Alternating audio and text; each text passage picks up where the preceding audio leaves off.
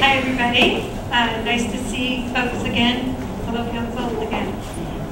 As Tommy said, I'm Stephanie Klasky-Gamer. I'm the Executive Director of LA Family Housing, which is a local nonprofit that's been based here in the San Fernando Valley for the last 28 years, providing housing and supportive services for families and households transitioning out of homelessness and poverty.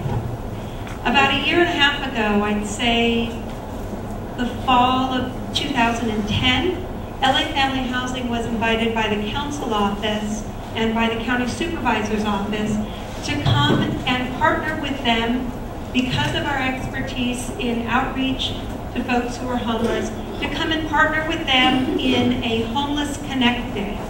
It was a day here in this room on November 1st of 2010 where I can't remember how many, 14 different agencies from the county and the city, local nonprofits, service providers, all came together to do outreach, particularly in the Tujunga Wash. I believe there was outreach done in the park as well. I don't know if anyone here remembers. With the goal of finding folks who are here in the Sunland Tujunga community, hearing what their needs were, and starting to come up with solutions to meet those needs. It was an incredibly successful day. There was great outreach done from healthcare to mental health to food services to pet services, reaching out to people. LA Family Housing was a partner that day. And what we ended up with was outreach to folks who moved into our housing that day and the subsequent weeks. I believe, I'm sorry, I don't remember, but I believe there were about 16, that's how many? 14? There were about 14 folks during that 2-week period that moved into our housing. We came back, I don't know, a few weeks later with the council office to give an update and a status report of what happened that day. And with the council member's introduction of LA Family Housing, what he said at the time was, Outreach Day was a great success, but we provided short-term solutions that day. We moved people into temporary housing, and what we really want for our community are long-term solutions, permanent solutions to end homelessness in people's lives. And so at that time, LA Family Housing was asked, can we start working with the community to identify a site and identify an opportunity to provide permanent solutions to ending homelessness? And so a few months later, we came back with a proposed site, and that's the development site on Day Street. And so at the beginning of 2011, I believe we proposed that site. We met with the full neighborhood council, we met with the land use committee, I met with individuals in the neighborhood, and following those meetings and following a sense of approval and embracement from, that's the word, being embraced by the community, we acquired the site on Day Street in March of 2011, and since that time have been spending different meetings with the land use committee and with the full council, presenting the design, presenting our proposal. There was a special meeting of the neighborhood council last week that was called in order to meet a funding deadline we have and to provide a letter of support. And that meeting was held on Thursday, and I appreciate that the neighborhood council provided us with a unanimous letter of support to go ahead and proceed with a funding application to the City of Los Angeles, which we submitted on Monday this week, yes. So, what the proposed project is. Day Street site, as many people know, and the address is 7641, it's assembled parcels, so 7641 to 7655 Day Street, just below Foothill Boulevard, on a narrow street that dead ends. On the right-hand side, there's a vacant lot. I think at one time, long before we were in the picture, it had been approved for condominium development that never went through. Another affordable housing developer acquired the site and they didn't proceed with the development. And now here we are at LA Family Housing, and we are proposing to develop 46 studio apartments and 1-bedroom apartments on the site in a 2-story building surrounded by parking in a design that complements and adheres to the specific plan, the foothill area, foothill corridor specific plan, and the property will be permanent supportive housing. It will be targeting folks here in the community who are of very low income and who have been homeless, many of whom live with mental illness. It will target single adults and couples, which you should know is a very unique feature to the homeless population up here in the Sunland Tujunga community. We've been working with homeless folks, both families and individuals, for nearly 30 years. And when we came out and did our outreach a little bit over a year ago, we met more couples than we typically see in a single adult population. And so we changed our design of the building to respond to the needs of the community. And we built in more one-bedroom apartments so that the couples could stay together when they moved into their housing. There was lots of concern, I remember, in early conversations about, well, folks won't want to come out of the wash because they don't want to leave their pets. And we said, well, LA Family Housing allows for pets as companion animals at their properties, and we built into the design adequate outdoor space for the animals that might be moving in as well.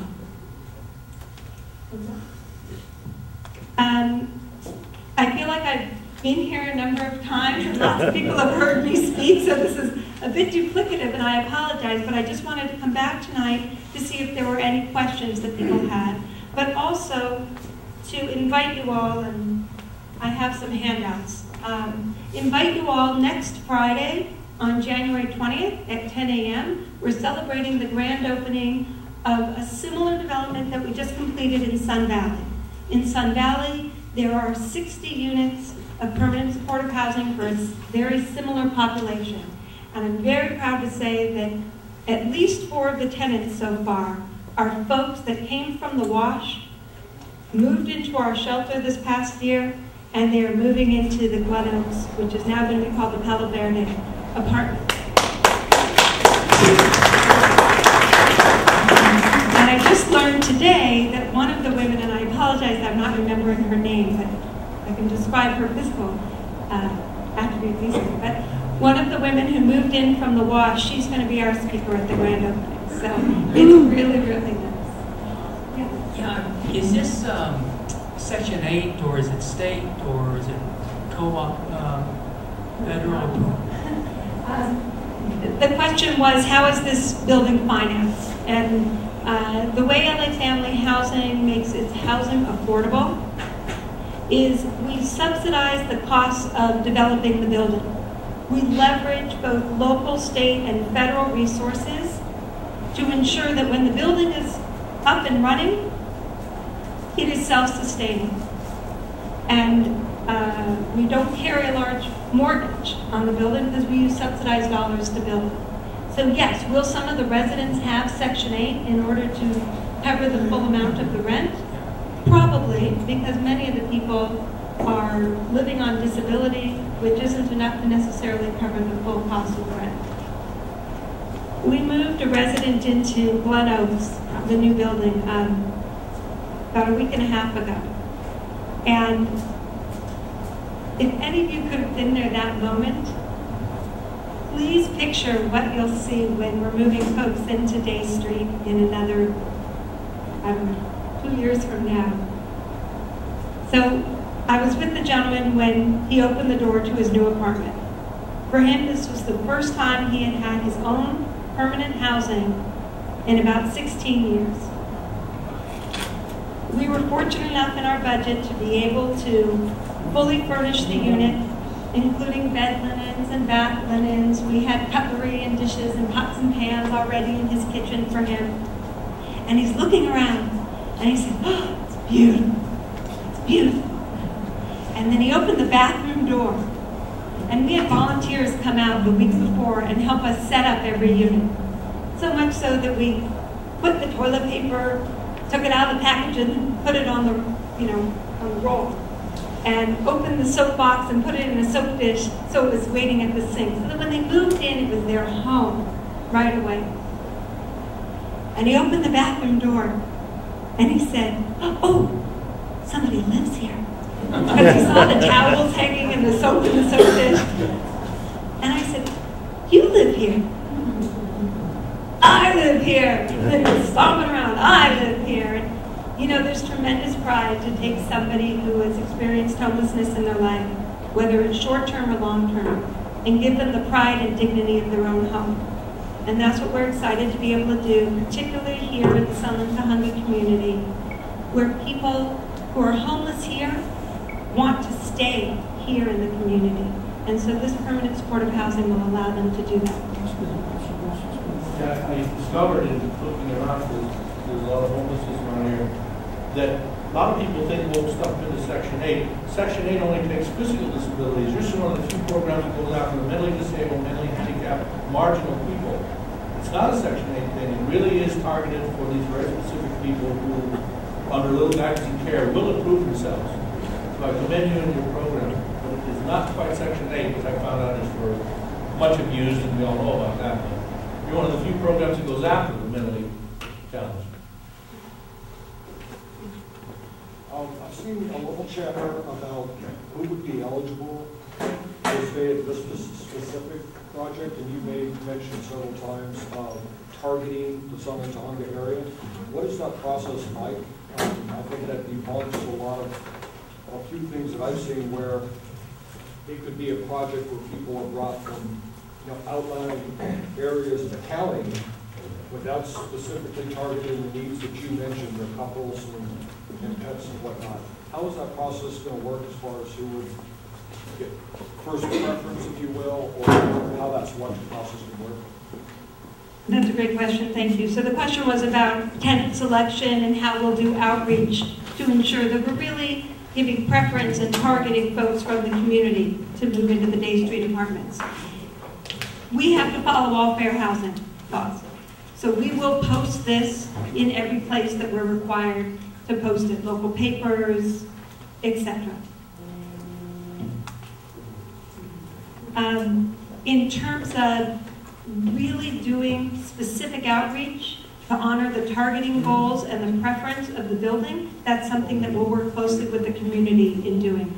I have no doubt that we will meet our preference goals, much like we did for Glen Oaks.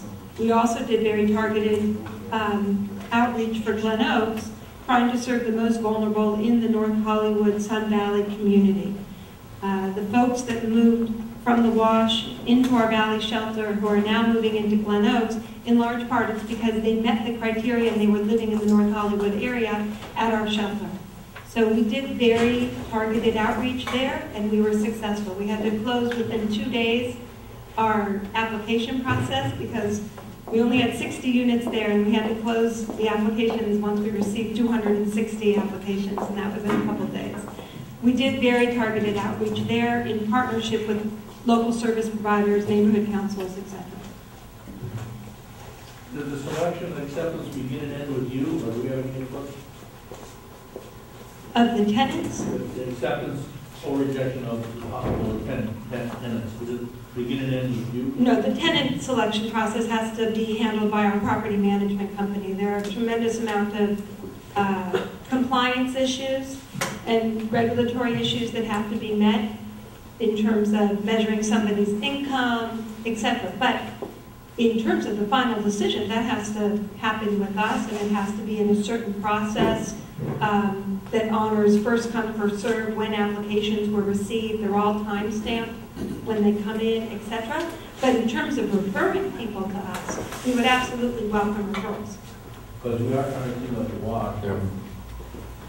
So people should just be aware kind of the big picture and the timeline, though. Because I'll be here many times between now and when we get to Lisa. We just submitted a funding application this week. If we're successful with that application, the next application we'll have will be in March. If we are successful with all of our funding applications, the next 2 applications, then the earliest we would be able to start construction would be November of this year.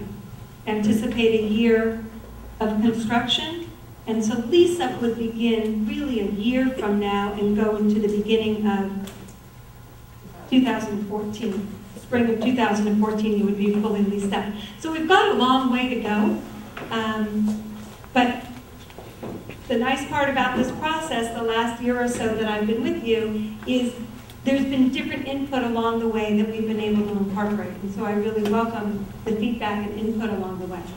I think we have a question for Gina over here. I know that with homeless people, you're dealing a lot of times with some mental health issues. In previous presentations that you've given, you said that there would be a manager living at the facility. Can you describe what that manager's qualifications are? Are they a social worker? Are they, what kind of experience do they have dealing with people with mental health issues? And if there is a problem, because I live pretty close by, and if there is a problem that we see, something that doesn't quite look right to us, could we go to the manager and say that there's a problem here? Could you kind of take a look at this? And is there a way for do you follow back up with all the people that are there? Do you do the periodic inspections to make sure everything is okay? And my third question is, how big should the pets be? I mean, big dogs? I mean, what kind of animal pets? Because Yeah, we're not going to go crazy with the pets. I just saw the movie, we bought a zoo.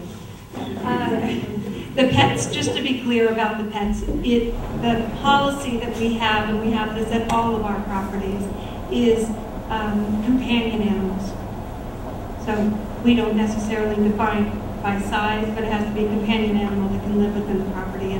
And the tenant is still responsible for the behavior of their pet. To answer some of your other questions, yes, I'm sorry, I didn't articulate about the supportive services that would be on site. The model of permanent supportive housing that we're proposing recognizes that individuals who have been homeless, who may live with special needs, mental health issues, would succeed in their housing, would remain more stable and self-sufficient in their housing if there were supportive services on site for them. However, it's not a requirement of their lease that they participate in the services. And so what we believe as an agency, it makes it more incumbent on us and our service provider staff to engage the residents. And it also requires that we design a building in a way that facilitates that engagement. So when you walk into Glen Oaks next week, when you come for a tour and celebrate our grand opening, or if it doesn't work next week, call me anytime. I love taking people on tours there. When you walk in, you're going to come in and see an integration of the space. There is beautiful outdoor space, there's beautiful computer labs and community rooms and lounges. Staff offices are not designated just to the ground floor. They're upstairs next to the elevator bay. They're upstairs next to the laundry room. So there's that natural connection and flow and engagement with staff and residents. Because our goal is not to let people fall through the cracks anymore. To really see them as they come and go in their day, or to recognize if we haven't seen somebody in a few days, let's stop by their apartment and just check in on them.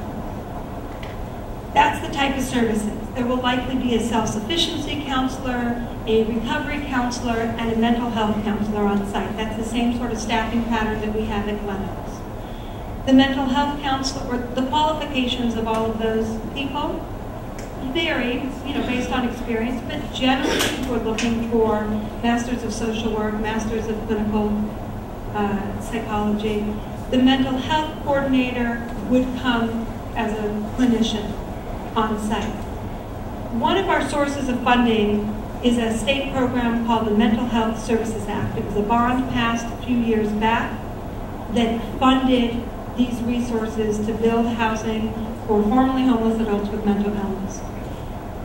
The Mental Health Services Act funding requires that residents in those dedicated units be active clients with the Department of Mental Health. So they also have their case manager through DMH in addition to the staff on site.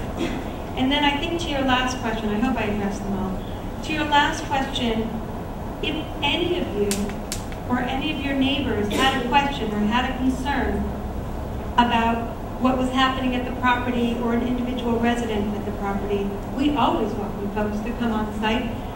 The reason that we provide the supportive services on site is to ensure the stability of our residents. And if any of you notice, someone's not doing quite as well. I've seen them in the store kind of at odd hours of the night, or I've seen them heading back to the wash, and I know that they've got a unit with you, we would definitely get on that right away. So we appreciate the additional eyes and ears. That's why we're part of a community. Do the on-site counselors, et cetera, live and occupy the rooms, or are they there during the day in offices? Because you mentioned 3 different professional services. Is that 3 apartments they occupy? No, not at all. Those are staff members on site. You know, during staggered hours, they're not necessarily there 9 to 5. Maybe somebody works a later shift. They don't live in one of the apartments? No. On site, there'll be a full-time on-site resident manager. There'll be full-time maintenance staff who does not live on site. And then there'll be the supportive service staff. So, like at Glen Oaks, what our plan is for Day Street is to have essentially staff on site 24/7, some form of staff. They may be the supportive services staff, they may be an evening security person that we have just to do front desk coverage. But there's one permanent all-night resident. There is one permanent resident manager, someone who will live there, yes. Yeah. I think there was a question over here. Good?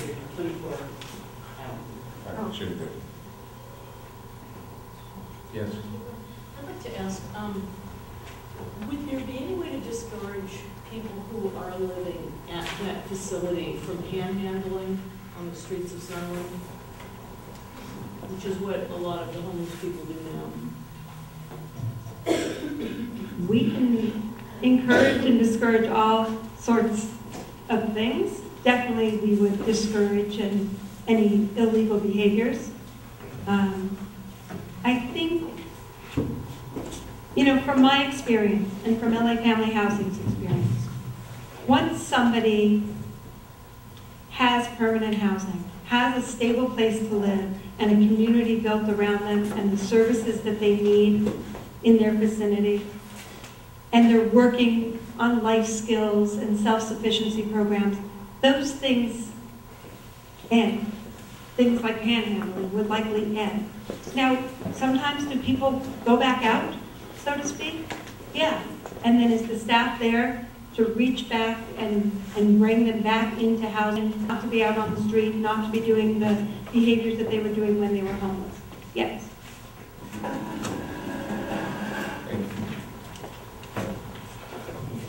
Not that every resident will require it, but will there be mandatory information life skills courses or any kind of mandatory things that they need to take? No. So, as I said, permanent supportive housing as a model of housing recognizes that people would benefit from engaging in services, but it can't require that they participate in services. We have to require that they adhere to a lease. They sign a lease that talks about behaviors and payment of rent and housekeeping and those kinds of issues, but we can't require that they participate in services. Do we see from experience that most residents do? Yes, because the services are there. You would see if you walked on any of our properties, or what you wouldn't see if you walked on any of our properties, is all staff sitting at their desk waiting for someone to come and visit them. Our staff are engaged in community building at our properties.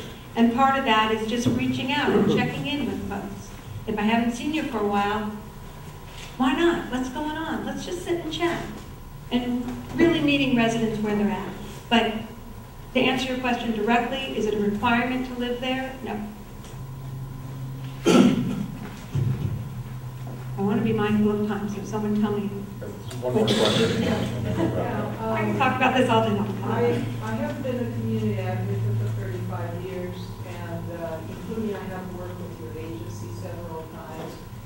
What I do see as a program who has a greater chance for success is when there's accountability. I do work with a program down in the south of LA, and what they do with their housing is they make it as a program. That way you don't run into that problem about lack of compliance. Now, if you don't work as a program, then once they get into the housing, they can do whatever they want, from panhandling to, and what my experience is that some of these kids, when these couples have children and so forth, not requiring accountability, the children end up becoming the next generation of panhandlers. And there is a particular kid who hits the gas station and so forth. He's 15. He's brilliant. Yet he has learned from his parents to do the drug, to sell the drugs, to be a facilitator. And while it would have been a good thing if the program required, when there's children involved, that the children would comply with education, with guidelines, that's when I see success. When these requirements are not in place, you're just breeding an easy life for the next generation. You see, and that creates a problem for the community not to have that. Now, Tanya down south with her program, it is housing. As a matter of fact, she goes a step beyond. If you do everything within the 2 years and comply with the program, then you're eligible for greater benefits in the sense of facilitating education and all of that. That works. But when you just house people without a program, that doesn't work. So thank you for your comments, and let me respond to two key things. One, Tanya Tull and I have worked together for a long time, and she was one of the founders of LA Family Housing. Your question was not about accountability. Your question specifically was, are they required to participate in certain programs? And to that I say no. But do we hold all of our tenants accountable? Of course. So those are just different questions. Somebody can be keeping their house wonderfully. We do regular inspections of all of our apartment units.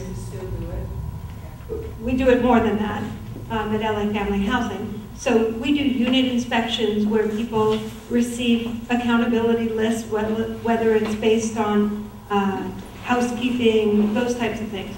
All of our residents are held accountable. But this is not a program. We have 3 temporary housing buildings that are programs where people are required to participate in programs, etc. And that is terms of residency. But those aren't apartments. They're not paying rent. Those are shelters, and that's temporary housing. Day Street is going to be permanent housing. People are signing leases and they are held accountable. They're held accountable to paying the rent. They're held accountable to the housekeeping and keeping their unit and being a good neighbor, among other things. But those are the primary things. So yes, people will be held accountable. But to your second real critical point, there are no children that will be living here.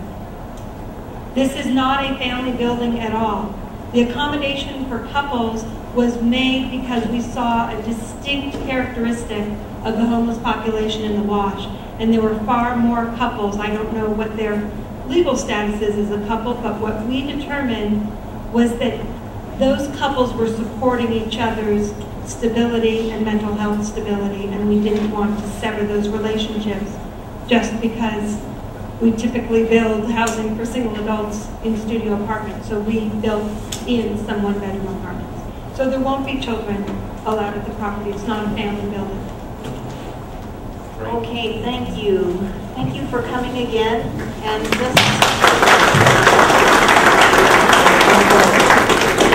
keep an eye on tiny boxes on the right-hand side.